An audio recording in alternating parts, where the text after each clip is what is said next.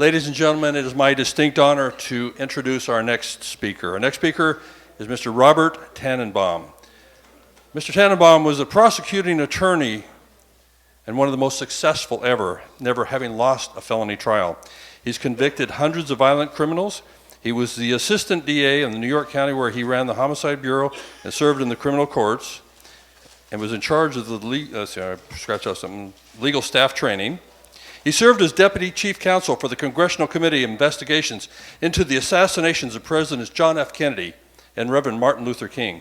He was the special prosecution consultant on the Hillside Strangler. He served as 2 mayors of Beverly Hills.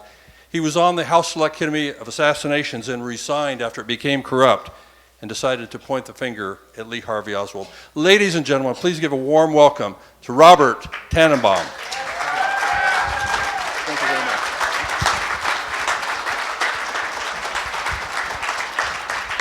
Thank you.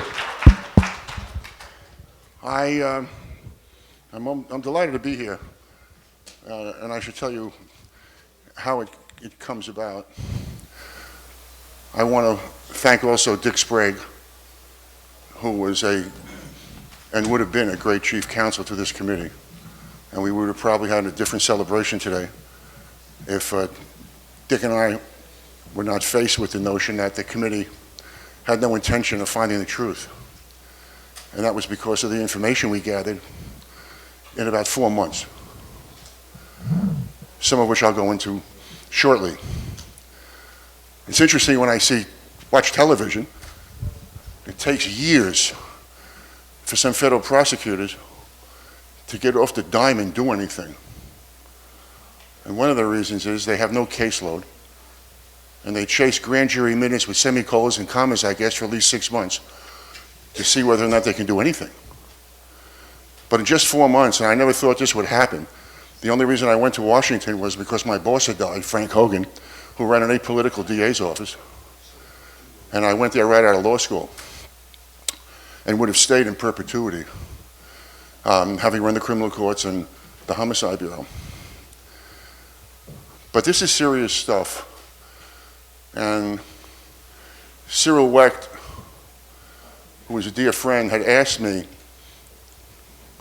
about 1.5 years ago to go to Houston to the South Texas College of Law and get involved in a mock trial representing who I say are the people of the United States of America against the government.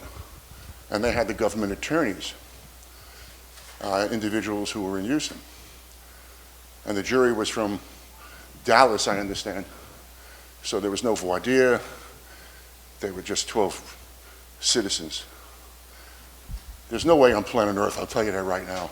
Having tried several hundred cases to verdict, been in charge of thousands. When I ran the criminal courts, we had 250 new cases a day in Manhattan.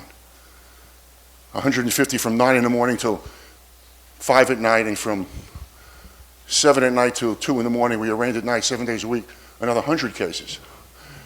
And I was still carrying 35, 50 indictments on murder cases, trying them.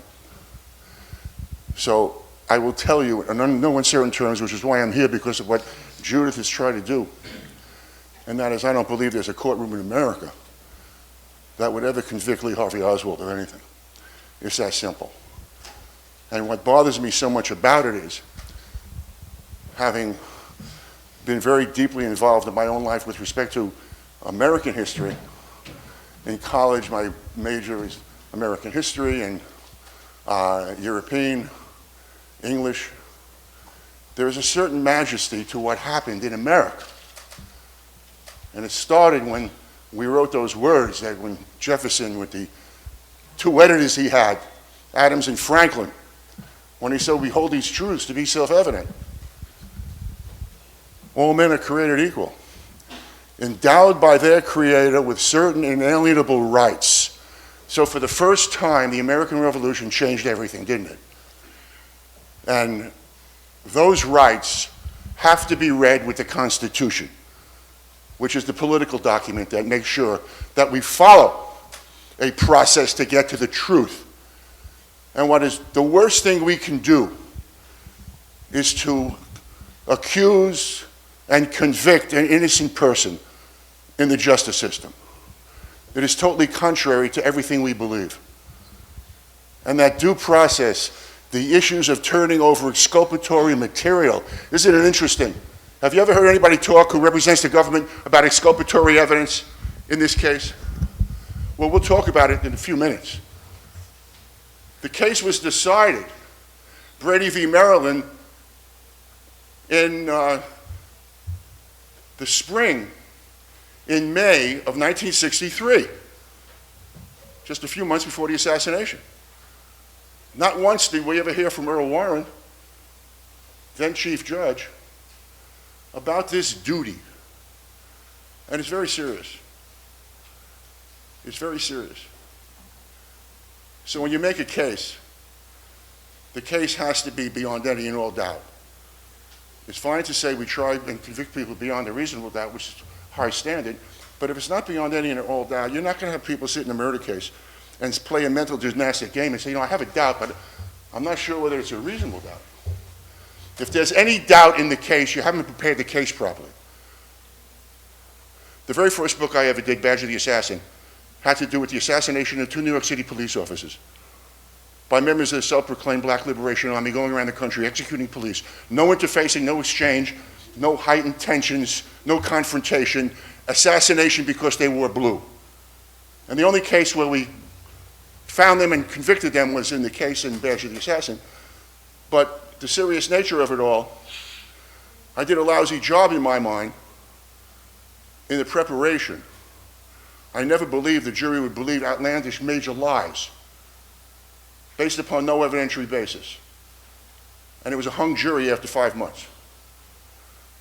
And I thought about nothing else about the mistakes I had made, not the lousy judge routine and rulings and all the rest of it.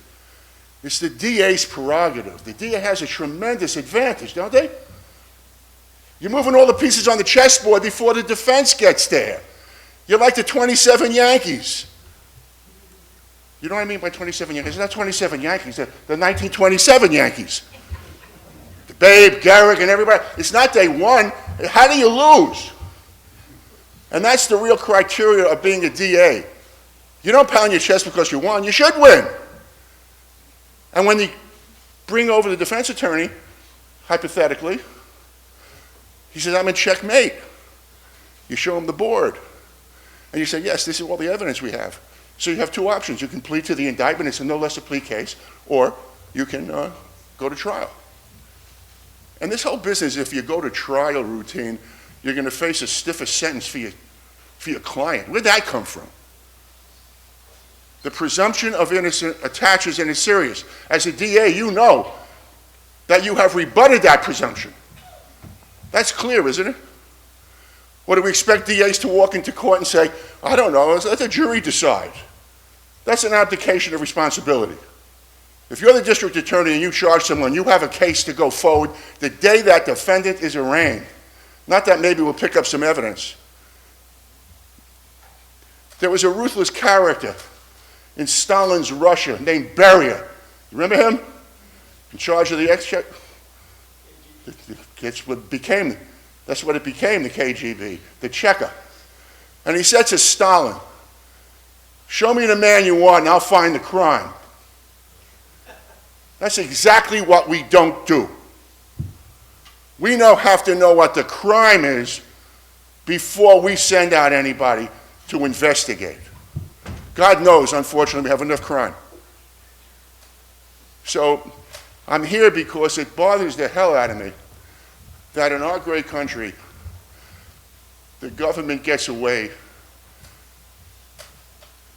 in the most duplicitous of ways to claim that Lee Harvey Oswald murdered the president and fired 3 shots from the 6th floor. Judith has been fighting this most of her life. So I commend you all for being here. And I hope when she does this next year, you'll bring at least 1 person so that everybody will be standing around the room for Judith. Judith was threatened, not by the government, although she was many years ago, and may still be, but by a fellow who represented another group. And he said he was going to shut her down if she had this conference. I met this person. there's no doubt in my mind that it's very hard for, at times when I know someone is an untruthful person, not a truth teller, to deal with it. And what happened was, when I was in Houston on the project I mentioned that Cyril asked me to get involved in, this mock trial at the South Texas College of Law in Houston, I had all the exhibits sent to the dean's office. And when my wife and I arrived on Wednesday, my recollection, this was November 16th, 2017, which was a Thursday, I went to the dean's office right away, checking into the hotel to see if my exhibits had arrived. And when I try a case, the last thing I want to do is to have a so-called PowerPoint. Why? Because I need to look you in the eye as a juror to see if you're buying my act, if you're following the evidence, particularly when you voir dire and when you open and when you sum up. I don't want people looking over my head at the screen. But in a convocation like this, of course, I want everybody in the room to be able to see some of this. So I went to him, and he said to me, "What do you think is going to happen here?" I said, "Well, there'll be students here." I was responsible for talking about, the issues of ethics and so on, because the bar people and the continuing legal education, you get continuing the CLE points. And I hope that the students have questions, and the lawyers, and if the government presents his case, I'll present the case against it, and hopefully they'll have questions. They'll think about it themselves. And if they're interested, they'll read stuff, if they haven't already made up their mind. And if they have made up their mind, all the better to read. So he said, "I thought you would say that." I looked somewhat puzzled at him. And there was a fellow sitting next to me, he was a documentarian, who did the Parkland doctors presentation, and he got involved with CBS, one of the real culprits in this whole story. And it was what we call a catch and kill. He was with them for several years. They finally told him very recently, just a few months ago, "Well, we're really not going to show it," after all these years and all the hard work. So he said to me, "Well, let me tell you what's going on. What's going on, the lawyers representing the government are very well-known trial lawyers in Houston, and they had gone to school here, and they say they're going to kick your ass, and they have new evidence." First of all, it's impossible to kick my ass, okay?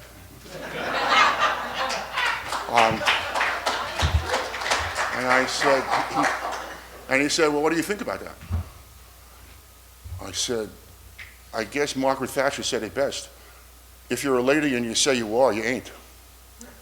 So I said, "Will you be there?" He said, "Oh, yeah." I said, "Good. Let's see what happens." In any event, the reason I mention all this is, whenever we put on these presentations, it's important to be precise, to be forthright, and to be able to back up everything we're saying. Because we are still in this struggle, and it is a struggle, to let everyone know who care about justice in America that this may have been one of the focal points for all of the kinds of conjured up excuses our government has the way of making with respect to these cases, because they know more than we know. They're much smarter than we are. And it's not good for the body politic as they make that decision. And what I learned in Washington very quickly was that the greatest threat to our democracy is the executive intelligence agencies, which at the end of the whole story was the reason why JFK was assassinated. Because the biggest crimes that the CIA got involved in is not just lying, which I will explain to you, with immutable facts, immutable evidence admissible in any courtroom in America. I'm here, you are there. That's an immutable fact. Whether or not someone films it or records it is not relevant on the immutability issue, is it? It will never change. I'm here, you're here. And those issues are so significant So the biggest crime that the CIA got involved in was not just lying, which is critical, but the biggest crime that they got involved in was assassination. And that's the bottom line to this whole story. So let's go forward here and talk about what the immutable facts are so that we understand exactly what we're talking about. First issue is what really happened in Dealey Plaza. When I was at the committee, as I told you, I had no intention of ever leaving the office. I didn't research the Lincoln assassination. I didn't research the JFK assassination. I knew, of course, about Mark Lane. Mark Lane was a great lawyer in New York. I told people all the time when I was in charge of educating the education of the legal staff, pray you have Mark Lane as a defense attorney. Really? He's a real pain in the neck. I said, he's brilliant. He demands everything that is legal. It'll make you better. You'll be more professional. Mark Lane not only talked it, he lived it. His office was like in 104th and 103rd Street in Spanish Harlem on 3rd Avenue, where when in cop talk the 2-3 precinct, and normal talk the 23rd precinct is in Manhattan. And I had a chance to meet him. He gave me one of the most important pieces of evidence in the case. On Thursdays, I remember I had the office open from noon until whenever, and on my dime for coffee and donuts, God forbid if the government should pay for anything. Like if you have a lamp in your office, that means, somewhere along the line you're compromised. So I'm told that Mr. Mark Lane is out there. I have never met him, but I knew of his work. And he walks in and he hands me an envelope, and in the envelope, I start to open it, he's walking out. I said, where are you going? Sit down, please, let's chat. He said, no, I don't need to. He says, when you open the envelope, you'll know exactly what to do. I said, well, how do you know that? He says, I know all about you. Mark Lane was pretty much responsible for getting this committee off the ground. He was offered the chief counsel's job, but didn't want to take it for obvious reasons about the bias issues that everybody would build into it. And so he wanted Richard Sprague. And in this document first, it said, in substance it read, it was a memo from J. Edgar Hoover, dated November 23rd, the day after the assassination, to all supervisorial personnel in the FBI. Our agents, there were 7 of them, who were questioning Oswald for the past 17 hours, remember this is a pre-Miranda case, have listened to a tape made by an individual who was in Mexico City on October the 1st, and who identified himself as Lee Henry Oswald, and the voice on the tape, we unequivocally state, is not the voice of Lee Harvey Oswald. Phillips et al. In the CIA always alleged that it was Oswald, he was in Mexico City, and they wanted to establish always bona fides that he was somewhere involved with Russia.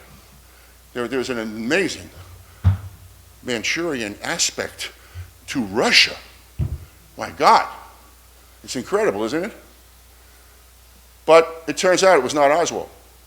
And the reason I mention this is Sprague at the end of December of '76, just as Patty and I were arriving in Washington, had questioned him about this. Phillips, 3rd ranking member of the CIA in charge of Western Hemispheric operations.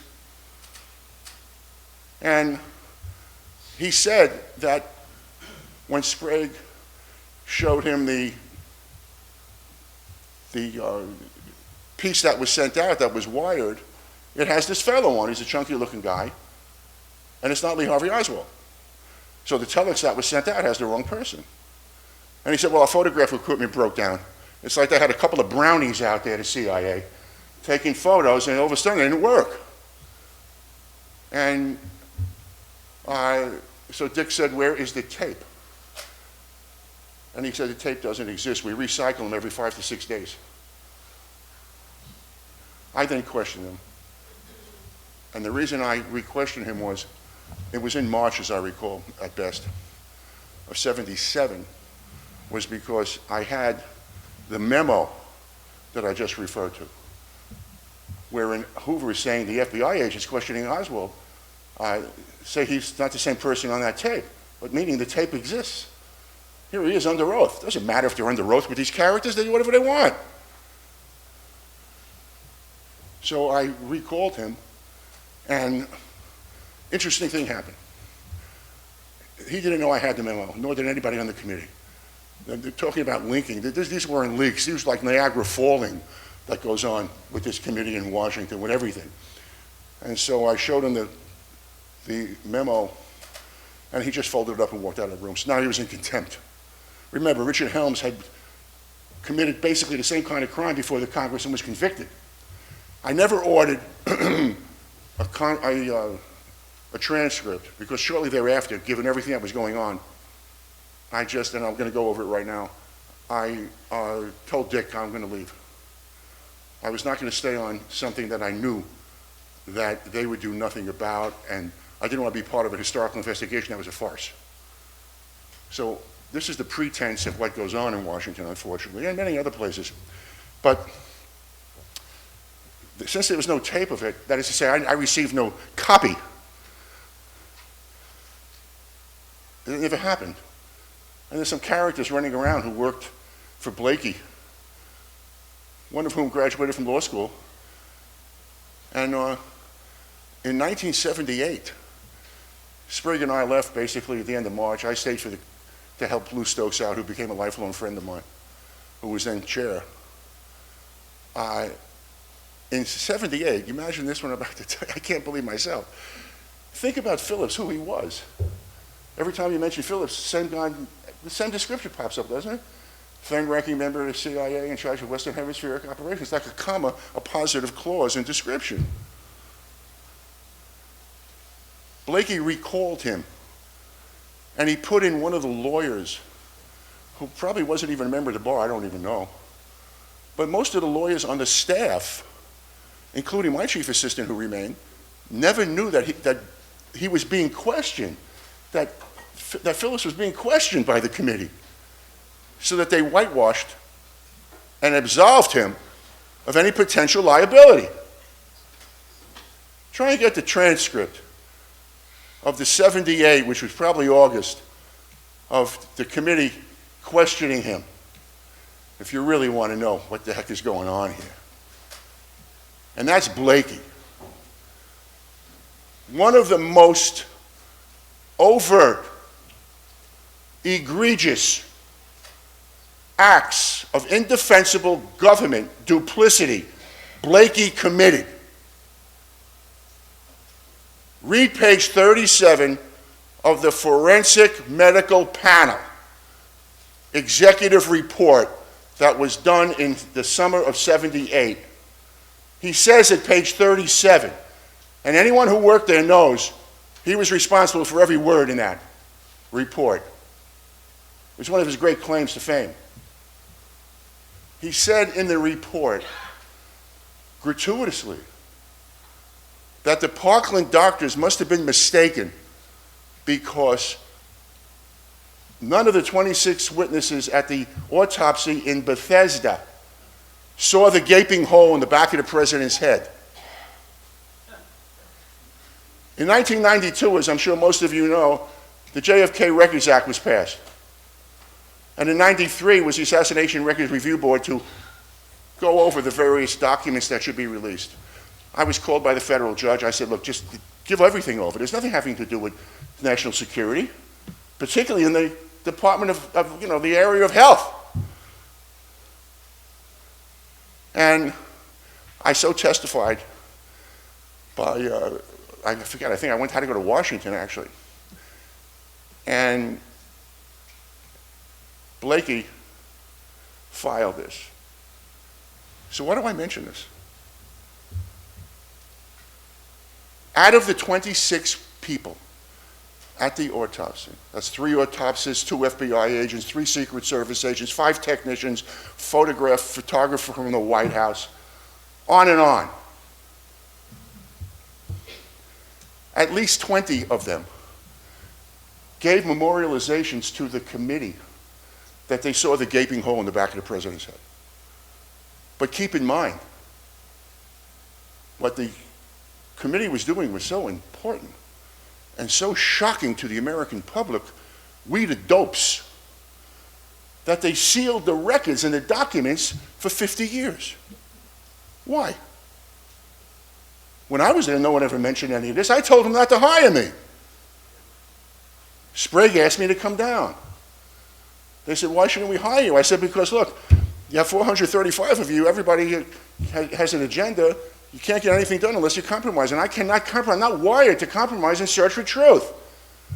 This started like in the first grade at PS 238 on Avenue P and 9th Street. It's just one of those crazy things. So they said, we assure you, and Dick was there, we assure you that we will not interfere. I must tell you, I never thought in 4 months we would break open some incredible stuff, and I want to tell you all right here and now that one of the people most responsible for this is sitting right here, and his name is Bob Grodin, right over there.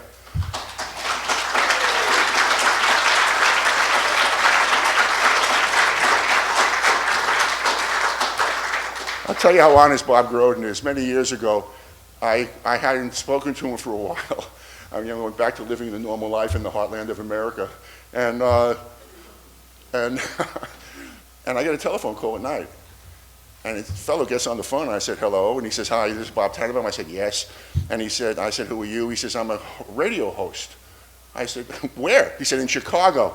And Bob had just written his book, and he was being interviewed, and he had mentioned me. And the fellow said, let me call him up and find out if you're really hot. Without any pre-call, without anything else, it was a pleasure to tell you that there are so many good people who want to deal with truth, have a tremendous amount of integrity. It's not just limited to people who are loud mouths standing up here. It's in the heart and soul of the heartland. I believe every word of that. And when I see the heartbreak, you see the kids at Guadalcanal, and I just saw a major documentary on Midway, for example, the burials at sea. Why'd they do that? On the plane that we came here with, there was a kid with no right leg, with his prosthetic, lost during the war. Why? For what? It's heartbreaking. But they did it going back to Lexington and Concord, these little farm boys, fighting the greatest army in the world at the time. Same issue with Guadalcanal. You know, historians don't agree on very much, but they agree on maybe the 4 major battles in Western civilization, when the Greeks at Thermopylae, and the American army, the Continental Army at Yorktown, the British at Waterloo, and the Marines at Guadalcanal. 80% of the kids who were Marines in the Pacific were 20 years old or younger. And so when we don't give due process, when we select wrongfully people who we can get away with saying committed crime, it bothers the hell out of me that our government has picked a person that cannot be convicted. And of course the mock trial was an example. I only had 1 day because other people wanted their 15 minutes in this group, of which there's one person who threatened, threatened Judith. Can you imagine doing that? This is a group of people who have their own little group, and they want to cut it down? What are we, selling hamburgers here? It's the very dialogue that will help us move forward. And it has to be shared. So what happened at Dealey Plaza? The government says there were 3 shots fired from the back, 2 of which hit JFK, 1 in the back and 1 in the head. The only people who believe that when you shoot somebody in the back of his head not only goes backwards towards the force, but it also breaks open. Every movement of President Kennedy, with respect to the shots he was hit with, he moves with the force. That is, his head moves with the force, not his body per se. And the issue, of course, for the government became that when you deal with the whole issue of the manual movement, when you deal with the manual bolt action that is necessary to fire the Mannlicher Carcano, is of course 2.3 seconds. You know that. And Kennedy and Connolly are hit at 1.9 seconds. So what do? You have already contrived the ending before you've investigated, and you use an investigation as a pretense to justify what you've done, you, the government. What do? You come up with the one bullet theory. And here's the problem with the one bullet theory, obviously. There are two problems. They're very clever. Evil is very clever. I've seen many different iterations of evil. They're cunning and they're very clever. Not only does Cyril Wecht do the physical aspect of it like nobody else, but very quickly, what is it? We know from the autopsy that from the neckline down in the back, in between the shoulder blades, 5 3/4 inches, was a bullet hole, the one that hits JFK in the back. That comes in a frame we know at 224, basically, of Zapruder. Connolly is also hit in that first flurry. And the physical aspect of this is, and keep in mind, that the reason we are here and why Bob Grodin is indispensable to search for truth, in my judgment, is that the assassins never thought anybody would film it. And it's created terrible problems for them. So, we see JFK in this instance, shot in the back, he braces, and somehow, in order to believe the one bullet theory, the 5 3/4 down the back has to come out his throat. But the shot was at a declination of at least 17 degrees from the depository, a downward entry. So one has to ask how, because the reason why the film, of course, we never see him bent over in any way to justify any of these kinds of acts. So what's involved here? Because that bullet then hits Connolly in the right shoulder, cracks the rib, exits, cracks the radial nerve, severs the tendon in his right hand, and he's still holding the Stetson hat. So what do? You tell our inspector to go back into his little room in March of '64 and come up with an answer. And the one bullet theory is what they came up with. Now, there's another aspect to the one bullet theory which is incredibly pernicious. And I ran into this again in Houston. And part of the cross-examination, part of my responsibility was the government put its case on for a couple of hours, and they brought in a witness. And this fine fellow is a well-known guy. And he does all these different meetings and testifies. And in his literature, he extols the virtue of NAA, which is neutron activation analysis, which is the principal testing component for comparative bullet-lead analysis. What does all this mean? The government has always argued that the pieces of the fragments taken out of Connolly's wrist match the magic bullet CE-399 because of neutron activation analysis. And the fragments taken from JFK also are involved in the case because those fragments match the large fragments in the car. So there were two pieces of ballistic evidence. This is what they say. And they're saying it for the past 57 years. That's what's going on. And they bank it on science. So if you disagree, you are declared to be a flat earth believer. That's the bottom line here. So what do? What happened? What is the truth about all this? And a very interesting thing happened as I flash through this for a moment, and that is the following. In order to make bullets, I don't know how many are familiar with this, but it's like a big soup. You put in all kinds of tin, metal, and then you have antimony, and you try and get the jacket on and so on and so forth. It's hard to measure all this. That's why this whole neutron activation analysis thing is very questionable. So what happened, though? Metallurgy, PhDs examined the case. And starting in '02, they gave scathing critiques. These are members of the National Academy of Sciences, the National Research Council, and the FBI was the only lab that was doing this comparison. And agents were going out in trials and saying the fragment matches a fragment, the fragment matches a whole bullet in criminal trials. And so it starts off basically with Eric Randich, who writes the scathing article, peer-reviewed with others at the Forensic Science International Journal. And that is followed by another article in '04 that the National Research Council published called Weighing Bullet Lead Evidence. And in February 11th, '04, the substance of that was filed in the Chicago Tribune under, I love this title, Study Shoots Holes in Bullet Analysis by FBI.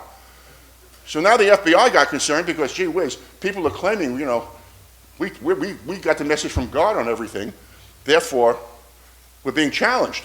So it asked the National Academy of Sciences, that referred this to the National Research Council, to come up with the 10 best scientists at least to say whether or not it was valid. Bottom line is on September 1st, '05, the FBI shut down its lab, prohibited any agent from ever testifying again about NAA, comparative bullet lead analysis, neutron activation analysis, principal testing component for comparative bullet lead analysis, and said it's meaningless, it's invalid. To this day, there are still people who argue about the science who know nothing about what I just told you. When I did my research, I knew that the person who was testifying here, as I've known in most of my cases, in major murder cases, would not tell the truth. They have an agenda. And so I didn't want to use the normal cross-examination techniques about going over certain evidence and so on and so forth, because I knew he would just simply get in, well, that evidence is all wrong, and you can't get into an argument about this. And I hadn't yet presented the case to the jury, which was done basically in a form of summation, opening statement and summation. So it turned out that I went into his writings and asked him whether, not if he agrees, but whether or not he is familiar with these scathing rebukes and the fact that the FBI shut down the lab. And notwithstanding what he wrote, he unequivocally stated he was familiar with it. But that didn't stop him in 2014, etc., to write about the validity of it. And that's what we're confronted with. So that issue with respect to how we deal with it is very important. And that's why we have to know as many of the facts as possible. Okay, now,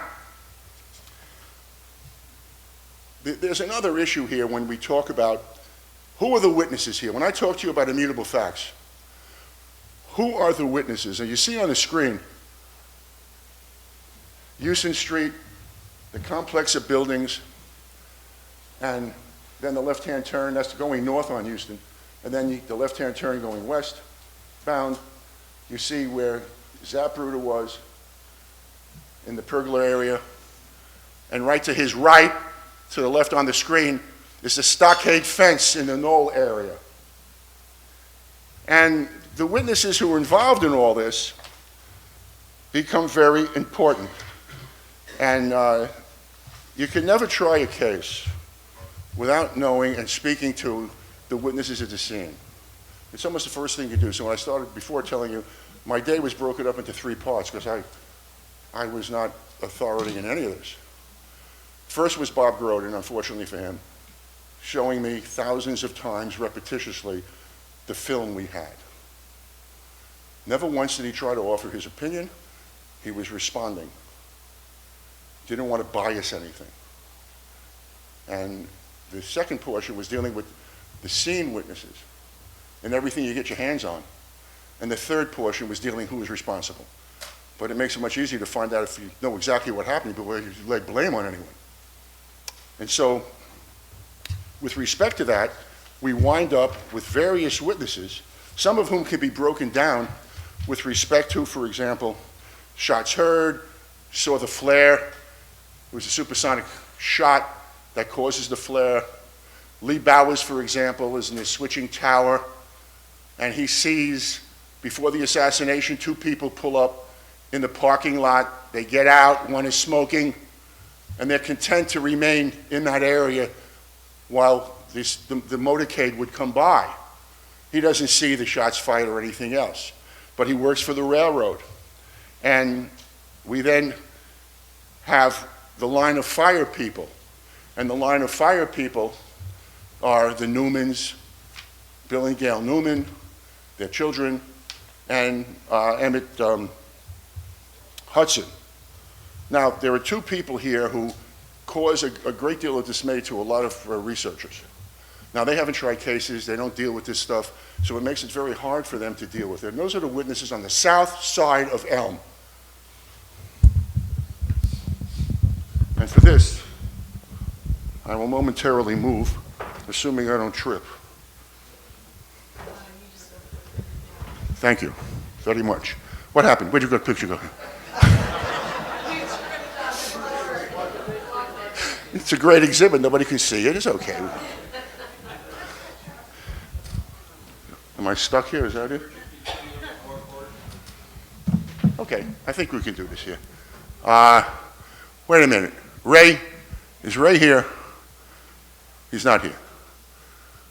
Okay. So much for the nice things I was going to say about the poor guy, you know? All right, now, let's see if I can.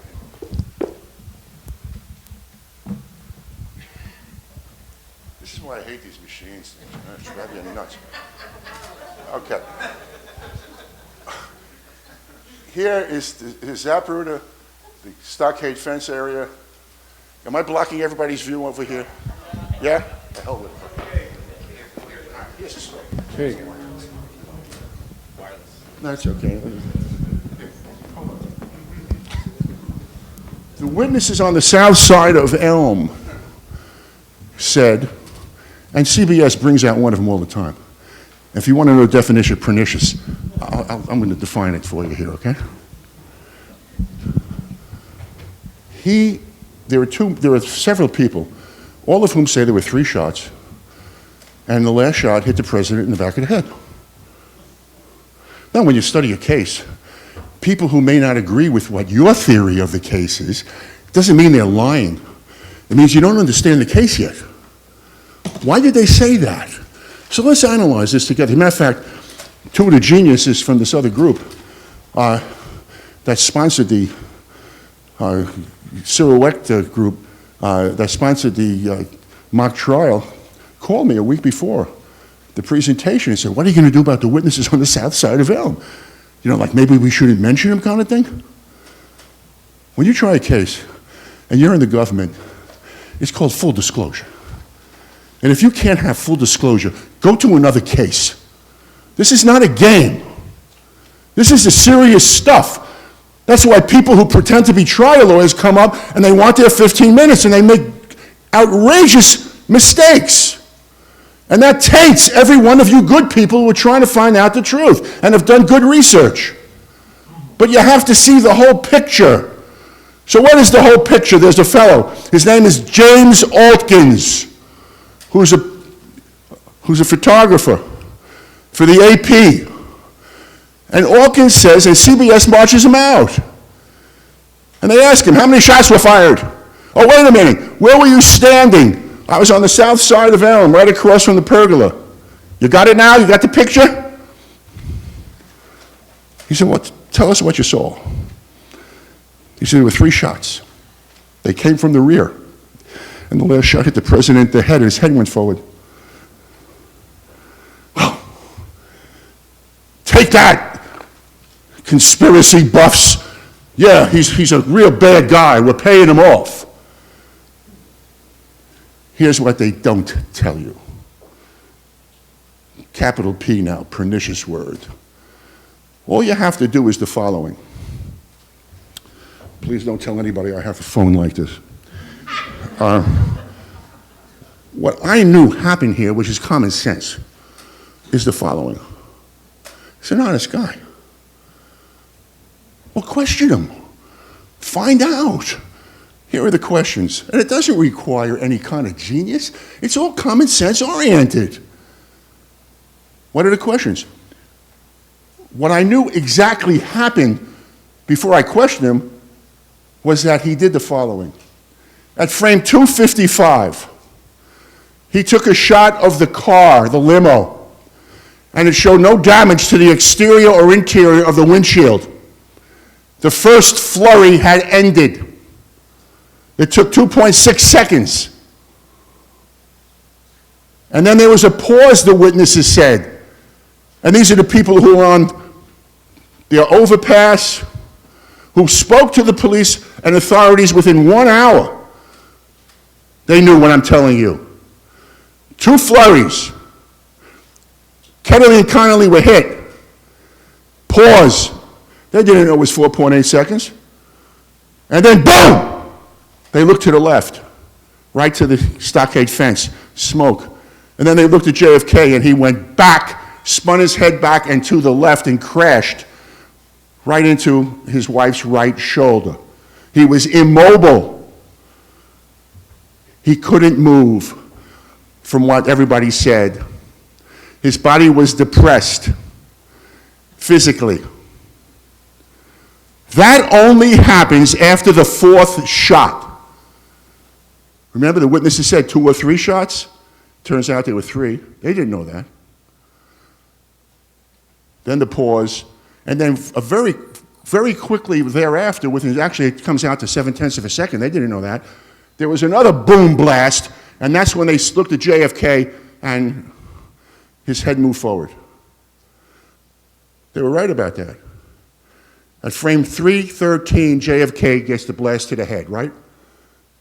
Do you know that in the 886 pages of the Executive Committee report from the Warren Commission, this is the Chief Justice of the United States of America, there's not one word. This came out in September of '64.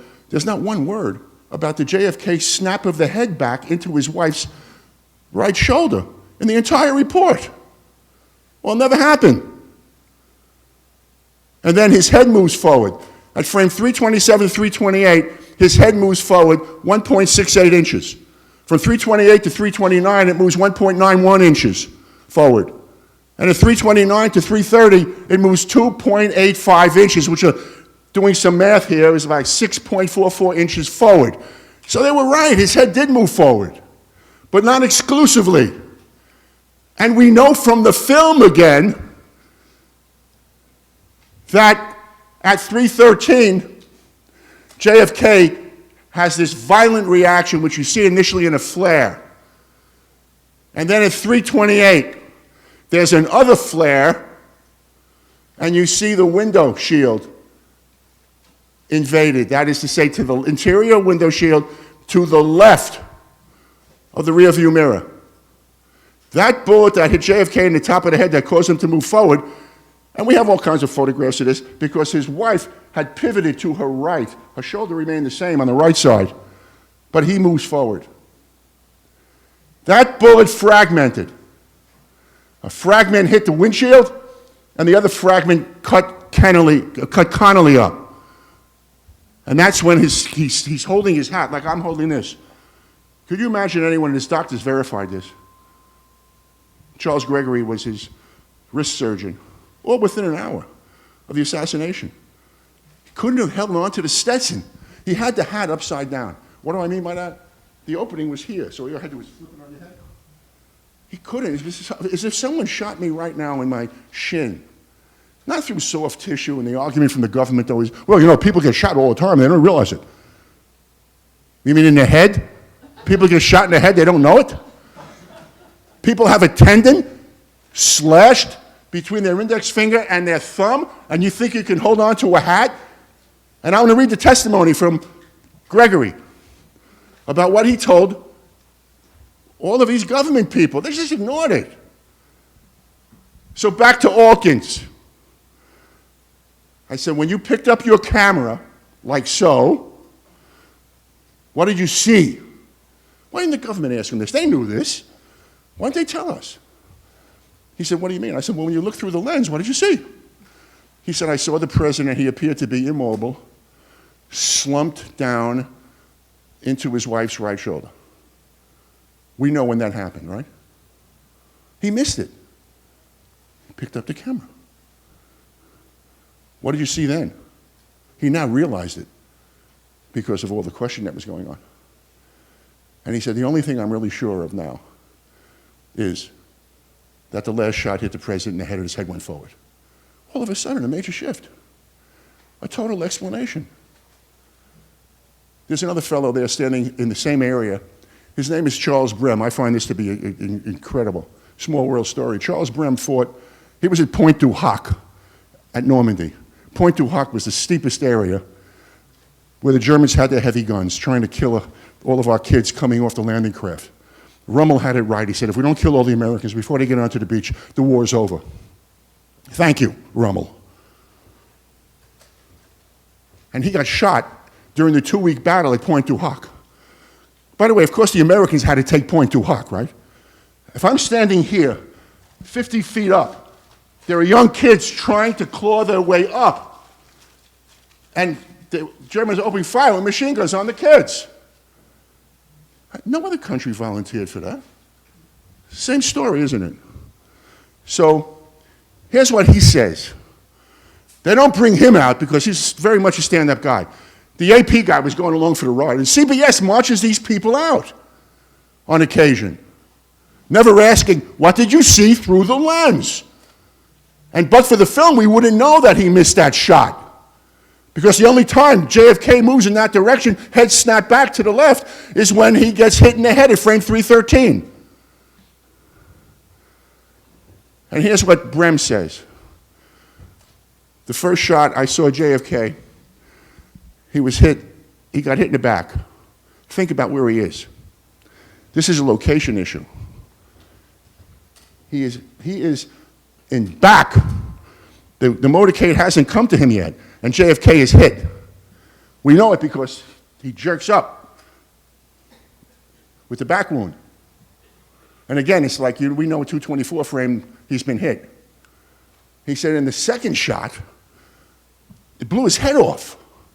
Keep in mind, the occipital bone as it meets the parietal bone was blown out. And we have the blood-spattered witnesses, right? Bobby Hargis, who's on a motor patrol, he's right by the Jackie side. He gets splattered with bone, blood, and brain. At the end of the day, he was trying to have a cup of coffee with a guy, shaking about what happened. The guy says, you got something over here. It was a piece of bone from the president's head stuck in his lip.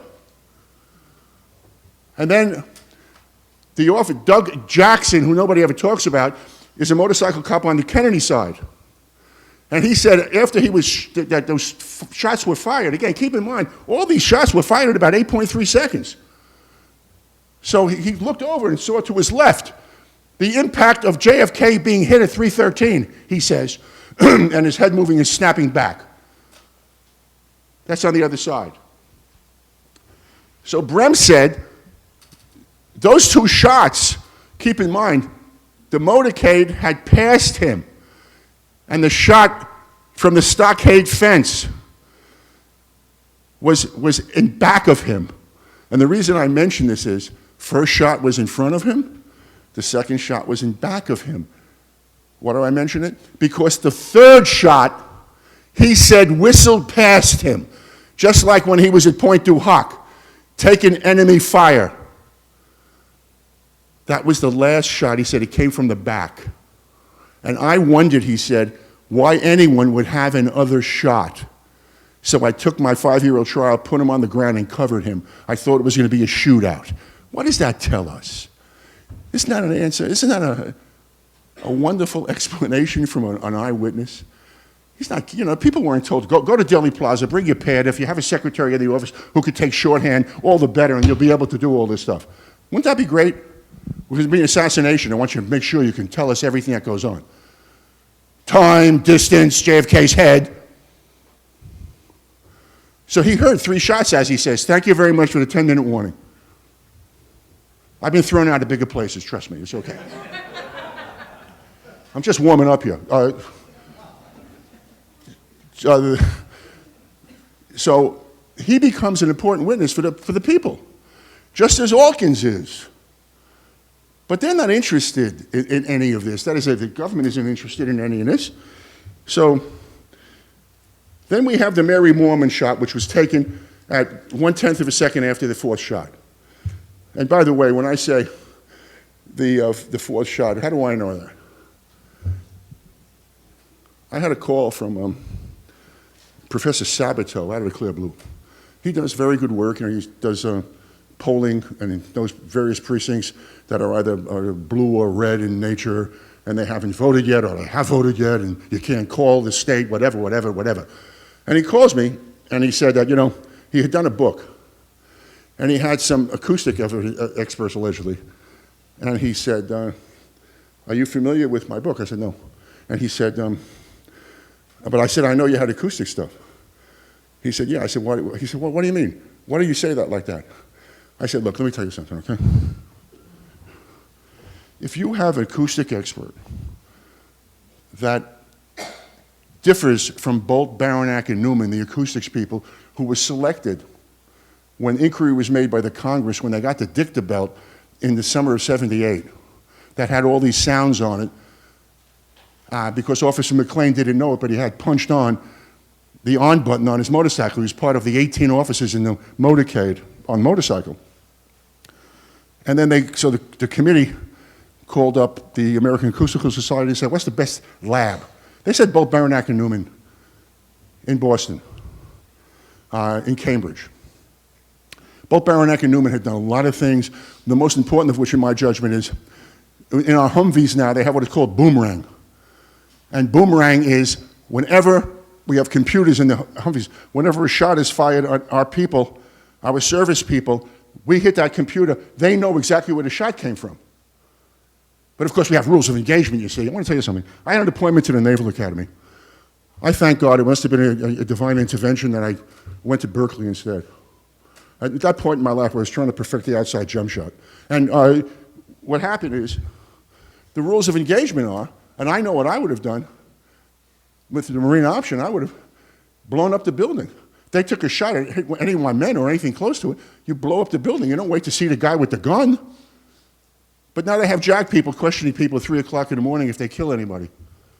You know, every one of these congressmen should go to Guadalcanal and try to make it for 2 days, sitting outside in the rain, eating rations. Now, the whole issue here with respect to the acoustical evidence is both Baranek and Newman came to Daley Plaza. We were here in Dallas, and they came up with the following. Like, you know, in the 90s, sure, certainty. There were initially 3 shots. 15 years later, by the way, from what the witnesses said at the scene, within an hour, there were 3 shots. Remember they said, the witnesses? It was 2 or 3 shots. And they said there was a 4.8 second gap. They said there was a gap. They didn't know it was 4.8 seconds. And then the first boom shot, the shot that kills the president, is that shot, the 4th shot. And then there was within 7/10 of a second, the 5th shot. Now think about this. How do you argue this? I said to him, the professor, if you had someone who disagreed, don't you think in finding the truth, did you go to both Baranek and Newman and say, this is my evidence, what's your explanation? We're involved, we want to know. No. Why? Did it have anything to do with your book coming out? And this is what we're confronted with. Now, the reason I mentioned the most overt, egregious act of duplicity, defenseless duplicity, was what Blakey put into that report at page 37, which you'll all read, I'm sure, the forensic medical panel report. Why was it the most egregious? Remember, the worst thing that the government has done is assassinate the president. These are other significant issues. They don't rise to this level. It was an admission. This is how you got to read evidence. Why would they put this into the report? Because they knew it was a gratuitous shot at the Parkland doctors, wasn't it? They were all wrong. The head of neurology, the neurosurgery, Ken Clark was in charge of Trauma Room 1. He was tasked with the notion of observing the hole in the back of the president's head and trying to do everything to save his life. The other doctors were there, similarly situated, with the same concerns. So the question arises, did they all make it up? Keep in mind, 80% of them basically, within 8 hours after the shots were fired, they came up with their own report, individually. And they made up the notion that the president had the back of his head missing? I mean, you believe that? We should all move to the mountains and arm ourselves. We'll have elections, you know, you'll be in charge of parties, Saturday and Sunday, so we, you know, don't lose touch with America. 5 minutes. Anyway, when both Baranek and Newman came down with their report, The committee didn't like it. And Blakey said, when they were trying to reconcile the acoustic evidence with the film, members of the committee said, and Bob Groden was there, he was threatened by Blakey. If you say anything, in that regard, you're on the hook. And another example of search for truth, make sure nobody speaks who disagrees with you. And they got a hold of the Queens College Department of Computer Sciences. And that department was more certain about what I just said. So what happened here? 15 years goes by, and we know the following. Either the witnesses I've mentioned to you made this all up. They had a crystal ball. They said, you know what, if you get acoustical people here 15 years later, whatever it takes, they will confirm exactly what we said. Or they have to be telling us the truth. They had no idea we're going to have acoustic people come into this case. Now back to the pernicious act. So why does Blakey say this? That all of the people, 26 witnesses at Bethesda, did not see the gaping hole. Why? Because he knows if you accept the testimonies, read Bob Groden's book, and he has like 60 plus people who saw the gaping hole. They're like this, most of them, they got a head back here, they're showing you where the hole was. If that is the case, Lee Harvey Oswald could not have killed the president because the fourth shot is the murder shot. He's already been hit in the back. That didn't kill him. The fifth shot, you can't kill a dead man at the top of his head. And that's the reason he did it. He didn't want the people to believe that the Parkland doctors in no way knew what the hell they were talking about. As a matter of fact, a very dear friend of mine, a kid who I've known for many years, he's a lawyer. I said, did you question the Parkland doctors? No, why not? Well, we had their notes. Did it ever occur to you that maybe they didn't do anything, that everything that they saw was not in the notes? Did it ever occur to you that maybe the notes you read weren't written by them? You wanted authenticity? That's what people do who investigate cases. But that's not what Blakey and his crew did. They weren't interested in that. And that's why that's the gratuitous shot here. And the other major issue here, but keep that in mind, that's precisely what happened with respect to this. Now, as far as the Connolly thing, I want to mention something that is not mentioned at all. He had a thoracic surgeon, Dr. Robert Shaw. And Shaw was looking at him, dictating, and he said that Connolly was hit at a 27-degree declination in the back, and it exited. They knew that one bullet theory was a farce. Well, guess what the 27 degrees symbolizes? Does anybody know? Other than Groden, he knows everything. The 27 degrees, there's one building in the complex of building on the northeast corner of Houston and Elm. It's the records building. From the roof of the records building to the point of impact in Connolly was 27 degrees. What a coincidence! That's picking the inside straight flush. In spades. Nobody mentions that. How come? And the testimony. Let me quickly go read this to you. By the way, if anybody's interested, I have umpteen exhibits here which my hands are tied. I love Judith, though. She's something. Yeah.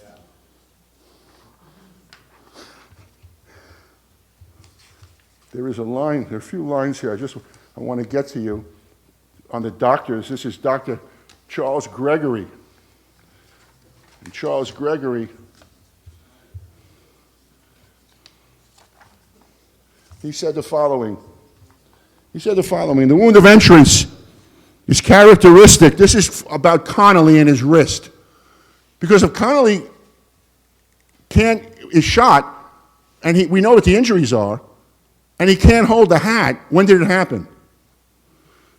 Now, the government knew this. They're not dodos. They're cunning, deceptive clowns.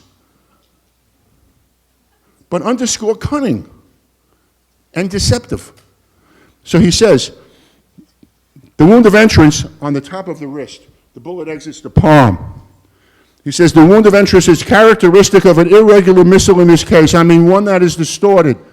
It is in some way angular. It has edges, sharp edges. It is not rounded or pointed in the fashion of an ordinary missile. It's plausible that the bullet that struck the back of JFK's head may have broken into more than one fragment and struck Governor Connolly's right wrist. The government's wrong, he said. Connolly wasn't hit in the wrist with the bullet the government says he was. I told them all this in my testimony. The bullet the government is talking about has a rounded tip. Connolly wasn't hit in the wrist with that bullet. He took a fragment through the wrist. It happened later. And there was no way, once he was so hit, he could have held on to that hat or anything else. How am I doing with the time back there? What, I got a second? This happens when I sum up, in foreign courts, they give me a limit. I expect the hook to come out, I have all these exhibits to show everything I said here. We have in photograph some great exhibits, but there's not enough time. We want everybody to have a chance. But I am overly delighted to have had the chance to come here. I have the utmost love and respect for Judith and for all of you for taking the time out to listen. God bless you.